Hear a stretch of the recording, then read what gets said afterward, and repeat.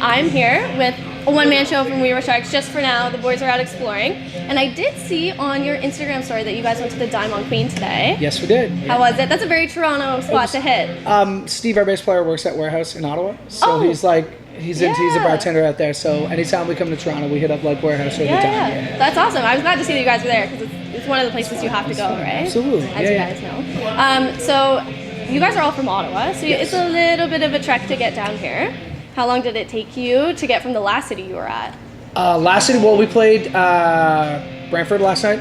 Oh, okay. So, we played Black Hat Fest. Right. Yeah. So it wasn't too bad. That was crazy. Yeah, it's that was wild, crazy. eh? Like Such Cool, Living the Lions, the tour package was all there. Yeah. Keep Flying. Like there's so many amazing bands. I can go on and on. That's crazy. Today it took us. I'm gonna say an hour maybe. Yeah, you that's know, not bad. it's not. It wasn't much too closer bad. than Ottawa. Yeah. Oh, absolutely, much closer than Ottawa. Absolutely. So how did you and all the bandmates meet? So I met a few of the guys that play with us now are actually from the Toronto area, and we've toured with their band. So when we lost a member, one of those guys would come up, and we have guys from like different bands that we've toured with right now. So it's like not all the original guys who started the band. I have been in the band like day one, and our drummer has as well. You guys are vets. But yeah, well, I guess. And all these other guys that are in the band are just like became friends with us when we toured with their bands, and when we needed a replacement, they were right there. So that's how we met those guys. Good. And things are going for you. They're great guys. Yeah. They're great guys. So you started the tour back in September. Yes.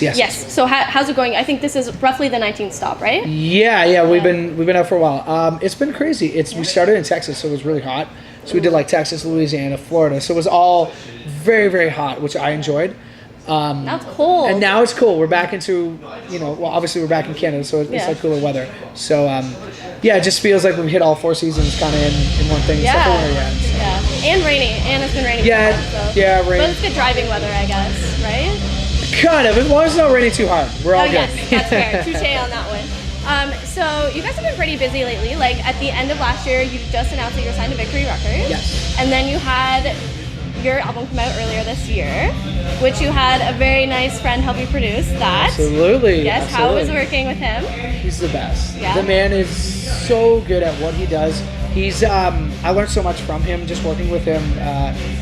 He's the man. He's the man. Literally, he's the man. That's all you need to say. Yeah. He is the man. Yeah. So, obviously, like listening to your previous releases and then listening to your album that just came out, you can already hear the growth that's gone on. Obviously, a lot of help to producing and whatnot. But what are some of the things that have gotten easier in the process? Easier? Or more comfortable, even. It's funny because there is so many newer guys from the last record that we wrote. It should be awkward writing together, but it seems more comfortable. It actually seems more comfortable. It's we just, especially working after we worked with Paul, it was one of those things where he kind of pushed us to try new things, and I think that's been the easier thing. We're not afraid of trying things and just doing kind of what comes natural. So I think that's the comfort zone we're in. Yeah, so you guys have a good fit. Absolutely, awesome. yeah. That's good, especially like you said, more people cycling in. Absolutely, and that we thought that was going to be a weird thing, and it seemed to be working out really good. Yeah. So what would you say then is like a weird thing that's happened, or like something you're finding that's more difficult or different in this process, other than new band members? If any. I'm doing my best not to. There's a lot of people that have brought up Bridge Burner, like how do you top Bridge Burner? And I don't look online and stuff like that, so I don't know how Bridge Burner's doing. Okay. So that's fair though. So you don't want to get stuck in that, right? Exactly. But I think if that was like a thing, we would have thought about that more. You know what I mean? Like if that was like, it would have been like, can we top this song? Can we do? Because let's be fair, when we recorded Bridge Burner and we recorded that album, we didn't think it was even going to be a single. So the fact that it got to where it was now is really cool. But that would be the hard thing if we kind of got stuck in that mind frame and thought of that. But the guys did a really good job of keeping us. We all kept out of it, right? So nice and refreshing to absolutely. hear. Thank you. You're welcome. So you do have Oliver from Broadside who came on a single with you. How did that come about? Well, we're signed to Victory, and we're big. I'm a big Broadside fan, and we were also recording with Sam Guyana, who he played in a band called July. Yeah. So they went out on a tour and had Ollie sing for them on one tour. So Sam became pretty good friends with Ollie as well. So we just we heard the song and we thought it was a good match, and man, he can sing the phone book. That guy's so good. So it was something we really wanted to do. Yeah, that's awesome. No, I was listening actually to it, and I was like, hold on, wait a second. So I had to look it up. I was like, that is so cool.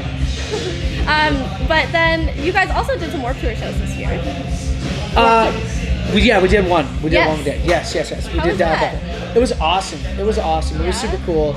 Just to get to hang out with like a lot of bands that we haven't seen in a long time, Yeah. and just like we took it more of as a party than Yeah. it was like actually playing Warped Tour, just to like The last year. exactly Like- celebrate the whole Yeah. Warped Tour. Yeah, That must have been bittersweet for you. It was. It Yeah. really was. Like it was really cool. Yeah.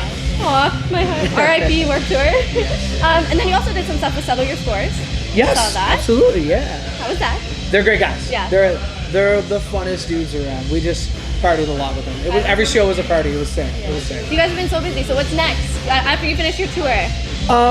We're gonna go home. We've been on the road a lot this year. Yeah. We're gonna go home, have some family time. Everybody's gonna go see their parents and just kind of take the whole family thing in for a little bit. Maybe some holiday shows. So You heard it check here it out. first. Yeah, some holiday shows. And then we got some plans.